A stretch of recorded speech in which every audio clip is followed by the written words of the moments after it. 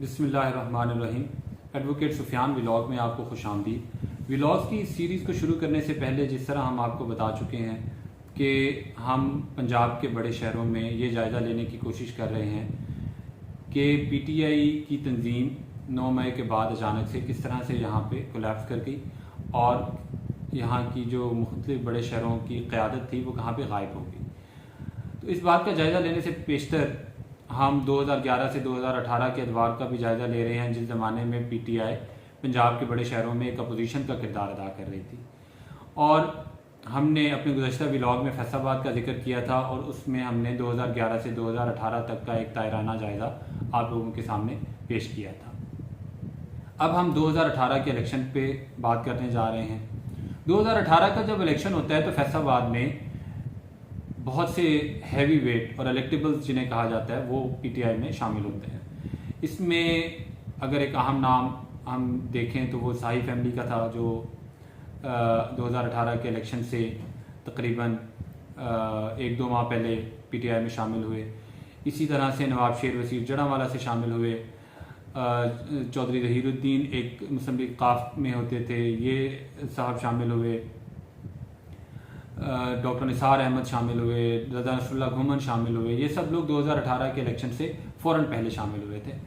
अब 2018 का जब इलेक्शन आता है तो पीटीआई यहाँ पे जो टिकट्स जारी करती है उसमें आप ये इत्तफाक चेक करें या आप ये फैक्ट चेक करें कि 2013 के इलेक्शन में जितने भी लोगों को टिकट दिया गया था फैसलाबाद शहर और फैसलाबाद ज़िला में, उनमें से हार्डली 10 to 15% लोग अपनी टिकटें बचा पाए जो पुराने लोग थे 2013 के इलेक्शन में। और जैसा कि हमने आपको पहले भी बताया था कि 2013 के इलेक्शन में पीटीआई ने फैसलाबाद की 11 कौमी असम्बली की सीटों और 22 सूबाई असम्बली की सीटों में से कोई भी नशिस्त नहीं जीती थी।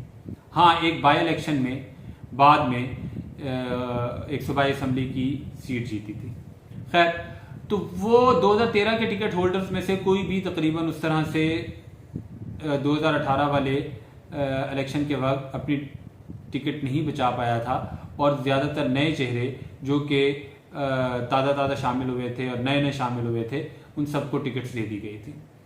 अब जब 2018 का इलेक्शन होता है तो उसमें जो 11 कौमी असम्बली की सीटें थी उनमें से सिर्फ 5 सीटें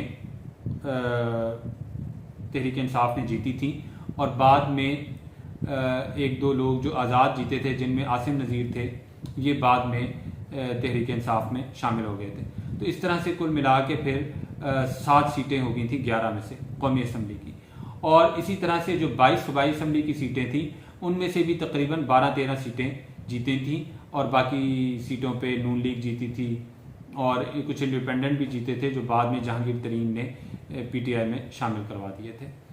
अब जो यहाँ पे जो 2018 का इलेक्शन था उसके रिजल्ट में एक बड़ी अहम बात कि फैसलाबाद जो कि नून लीग का गढ़ समझा जाता था, यहाँ पे फैसलाबाद शहर जो नून लीग का खास तौर पे गढ़ समझा जाता था, यहाँ पे चारों जो कौमी असम्बली की सीटें थी उन पे पीटीआई कामयाब हो गई थी, जिनमें से राजा रियाज शामिल थे, फैजुल्ला कमूका थे, फ़रूख हबीब शामिल था और साथ में शेख खुरम शहजाद थे। ये 4 जो शहर की कौमी असम्बली की सीटें थी वहाँ से कामयाब हो गए थे। अच्छा, जो ज़िले की सीटें थी उनमें से भी बस मिला जुला रुझान रहा था। जो नए शामिल हुए थे उनमें से बाज़ जीत गए थे, बाज़ हार गए थे। और ख़ास तौर पे इसमें एक हार जो बहुत काबिल ज़िक्र है, जो बताने वाली आपके साथ शेयर करने वाली है, वो शाही फैमिली की हार थी। शाही फैमिली ने ये किया था और उन्होंने बल्कि वो किया था कि जो भुट्टो ख़ानदान लाड़काना में नहीं करता, शरीफ ख़ानदान लाहौर में नहीं करता, यानी इन्होंने कौमी असम्बली की सीट पर भी ये खुद ही खड़े हो गए थे। नशिस्त पे शाही फैमिली के जो ज़फ़र ज़ुल्क़रनैन शाही थे ये साहब खड़े हो गए थे और साथ में जो नीचे सूबाई असम्बली की 2 सीटें थी उस पर भी इन्हीं के ख़ानदान के अली अफजल शाही और उनके वालिद अफजल शाही, यानी जो कौमी असम्बली की सीटों के नीचे 2 सूबाई असम्बली के विंग्स थे उन पे भी शाही फैमिली के ही लोग खड़े हो गए थे। अब वो जो हल्का है वो समझा जाता है आमतौर पे जाट, अराई और राजपूत इन बरादरियों का समझा जाता है और इसमें जो गैर काश्तकार बरादरी हैं वो भी शामिल होती हैं। तो इनके एक पैनल अगर मिले जुले से बने तो वो तो कामयाब होने का एक इम्कान अपने जहन में रख सकते हैं। लेकिन जिस तरह से शाही फैमिली ने पैनल बनाया था तो फिर वही होना था जो हुआ कि वो बुरी तरह से शिकस्त खा गए। ये 2018 के इलेक्शन के रिजल्ट थे जो हमने आपसे कुछ शेयर किए। अब उसके बाद क्या होता है कि अब सूबाई असम्बली की जो जब एक तश्कील वो उसका मरहला मुकम्मल होता है तो फिर काबीना तश्कील पाती है। इसी तरह से कौमी असम्बली की हलफ उठाने के बाद काबीना की तश्कील का मरहला आता है। उसमें 2018 के इलेक्शन के बाद जब सूबाई काबीना बनती है पंजाब की, तो उसमें फैसलाबाद से देहाती साइड से, ज़िला साइड से जो वज़रा शामिल किए गए उसमें चौधरी ज़हीरुद्दीन थे। उन्हें एक गैर अहम सा जाने अगरचे महकमा था प्रोसिक्यूशन का वो दिया गया, लेकिन उन्हें बहरहाल वजारत दी गई। इसी तरह से एक मुमताज़ अहमद हैं समुंदरी से, ये गुज्जर हैं, ये गुज्जर बिरादरी से ताल्लुक़ रखते हैं। मुमताज़ अहमद, इनका फीड्स का कारोबार है, ये जो मुर्गियों की फीड्स वगैरह, इन्हें भी एक एक्साइज एंड टैक्सेशन की तकड़ी वजारत और अच्छी वजारत दी गई। और फिर बाद में जो यहाँ पे जो शहर वाली साइड से एक साहब जो पुराने समझे जाते थे, ये किसी ज़माने में यूनियन काउंसिल के नायब नाज़िम भी रहे थे, लतीफ़ नज़र, उन्हें वजारत दी गई थी पहले मरहले में। बाद में यहाँ पे लतीफ़ नज़र के साथ साथ शहर से ख्याल कास्त्रो को, ये मून कास्त्रो भी उसे कहा जाता है, ये इन साहब को ये बड़े कार्रवाई बाज किस्म के यहाँ पे पीटीआई के लीडर समझे जाते थे, पीटीआई के रहनुमा समझे जाते थे। और इनकी क्या क्या वो तरीक़ा है और इन पे पूरी एक किताब और पूरी एक व्लॉग की सीरीज़ की जा सकती है, बाद में किसी वक्त करेंगे। तो उन्हें भी ये 2020-21 के बाद उन्हें भी काबीना में शामिल किया गया था, ख्याल कास्त्रो को, और बड़े दिलचस्प वजारत उन्हें दी गई थी, सकाफ़त की वजारत उन्हें दी गई थी। अब कौमी जो काबीना, कौमी वफाकी काबीना का अगर हम जायज़ा लें तो उसमें फैसलाबाद से पहले मरहले में किसी को भी नहीं लिया गया था। यहाँ से एक पार्लिमानी सेक्रेटरी फ़ारूक हबीब को बनाया गया था। फ़ारूक हबीब भी एक बड़ा किरदार है, जिस तरह कि हमने पिछले व्लॉग में भी बताया था। तो उसने किसी तरह से अपने लिए वो पार्लिमानी सेक्रेटरीशिप ले ली थी। अच्छा, पार्लिमानी सेक्रेटरी, एक और मज़े की बात बताऊँ कि पार्लिमानी सेक्रेटरी राजा रियाज अहमद को भी बनाया गया था पेट्रोलियम का। तो राजा रियाज ने कुछ अर्सा उधर काम किया था, तो बाद में राजा रियाज ने कहा था कि मैं तो बड़ा पुराना पार्लियामेंटेरियन हूँ, तो पार्लिमानी सेक्रेटरीशिप तो मेरे लेवल का काम नहीं है, मुझे कोई ना कोई वजारत दी जाए, मुझे चाहे स्टेट मिनिस्टर, वज़ीर ममलिकत बनाया जाए, अगर फुल मिनिस्टर, वफाकी वज़ीर, फेडरल मिनिस्टर नहीं भी बनाना। लेकिन उनकी बात नहीं मानी गई थी। और बाद में जब उन्होंने पीटीआई से अलहदा होने वालों का एक ग्रुप तश्कील दिया तो उसमें उन्होंने ये बात भी की थी कि मेरी तौहीन की गई थी मुझे पार्लिमानी सेक्रेटरी बना के। इसी तरह से फिर ये वफाकी काबीना में जो फ़ारूक हबीब था, मैंने बताया कि पहले पार्लिमानी सेक्रेटरी बनाया गया था, बाद में फ़ारूक को स्टेट मिनिस्टर बना दिया गया था रेलवे का, शेख रशीद के साथ। वैसे अब शेख रशीद जैसा फेडरल मिनिस्टर हो तो उसके साथ वो स्टेट मिनिस्टर क्या करेगा, लेकिन बहरहाल इसने काम किया। और ये इतना ज़बरदस्त और कार्रवाई बाज आदमी है कि शेख रशीद जैसे वफाकी मिनिस्टर के साथ भी इसने कई कार्रवाइयाँ डाल दी थी, और इसने कई जगह पे रेलवे की ज़मीन में बड़े घपले किए। और ख़ास तौर पे एक पेट्रोल पंप का जो एक स्कैंडल है वो भी ज़ेरे गर्दिश रहा कि इसने पेट्रोल पंप बनाया रेलवे की ज़मीन पे, और वो बाद में एंटी करप्शन और नैब में भी केस किया। और अब तो वैसे ही फ़ारूक हबीब का कोई पता नहीं है कि ये आजकल कहाँ है।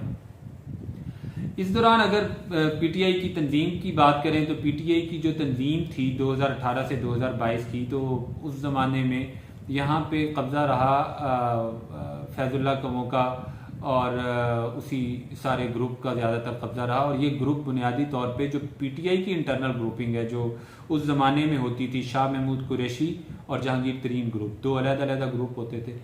तो शाह महमूद कुरैशी ग्रुप जो है वो ज़्यादातर जनूबी पंजाब में काम करता है, सेंट्रल पंजाब और नॉर्थ पंजाब इस साइड पे वो इतना फोकस उन्होंने कभी नहीं किया था। तो जहांगीर तरीन की ये खूबी आप माने और ये बात आप देखें कि वो अपने आप को हर जगह पे पेनिट्रेट उन्होंने किया हुआ था पीटीआई में रहते हुए। तो सेंट्रल पंजाब और नॉर्थ पंजाब, जनूबी पंजाब में भी वो टफ टाइम दिया करते थे शाह महमूद कुरैशी ग्रुप को, लेकिन ये सेंट्रल पंजाब जो जिसको वेस्ट पंजाब कहते थे, जनूब पीटीआई की तंजीम साजी के जो एक तनाजुर में, इधर भी उनके लोग मौजूद होते थे और नॉर्थ पंजाब में भी। तो यहाँ पे ये जो फैज़ुल्लाह कमोका और साथ में वो साहिवाल वाला, चीचा वतनी वाला, राय हसन नवाज, इन लोगों ने तंजीम को मजमूई तौर पे संभाले रखा। और ये फैजुल्ला कमो का जनरल सेक्रेटरी होता था, हसन नवाज का एक रिश्तेदार मुर्तज़ा इकबाल वो सदर, वो भी सेक्रेटरी रहा। तो ये मिलजुल के कोई तंजीम अपनी तरफ से बुलाते रहे ज़माने में। तो कोई जब पार्टियां इक़्तिदार में हों तो तंजीमों को कौन इतना देख रहा होता है, लेकिन बहरहाल तंजीम जैसी भी थी वो ज़माने में चलती वलती रही। सिटी के इस दौरान कई सदर यहाँ पे बदलते रहे, फैसलाबाद में ज़िले के कई सदूर बदलते रहे। बीच में वो एक अली अख्तर नाम का ज़िले सदर रहा।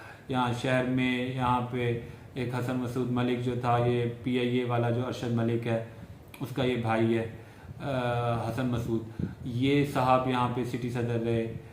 बाद में यहाँ पे एक महबूब आलम संधू नाम का सिटी सदर रहा। तो यहाँ पे तंजीम जो थी वो उस तरह से बदलती रही। कोई काम वाम उन्होंने नहीं किया वार्ड लेवल पे या किसी और लेवल पे यहाँ पे कोई तंजीम साजी करने पे या कोई ऑर्गेनाइजेशनल एक स्ट्रक्चर को डेवलप करने पे तवज्जो दी गई हो, ऐसा कुछ नहीं हुआ। बस सिर्फ दिहाड़ियाँ लगाई गई और माल पानी कमाया गया।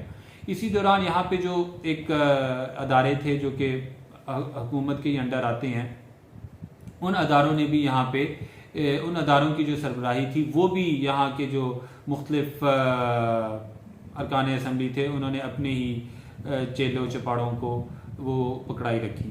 उसमें FDA को मुख्तसर अरसे के लिए वो जो एक असद मुअज़्ज़म जिसका हमने पिछले व्लॉग में भी जिक्र किया था, वो साहब मुख्तसर अरसे के लिए FDA के सरबराह रहे। और बाद में FDA की सरबराही लतीफ़ नज़र ने संभाल ली। ये लतीफ़ नज़र उससे पहले PHA जो पार्क्स एंड हॉर्टिकल्चर अथॉरिटी है उसका भी वो कुछ अर्सा के लिए चेयरमैन रहा था। वासा को एक शेख शाहिद जावेद नाम का शख्स था, ये फाइनेंसर और सपोर्टर और पॉकेट मनी दिया करता था फ़ारूक हबीब को अपोजिशन 2011 से 18 के ज़माने में, तो उस साहब को बना दिया गया।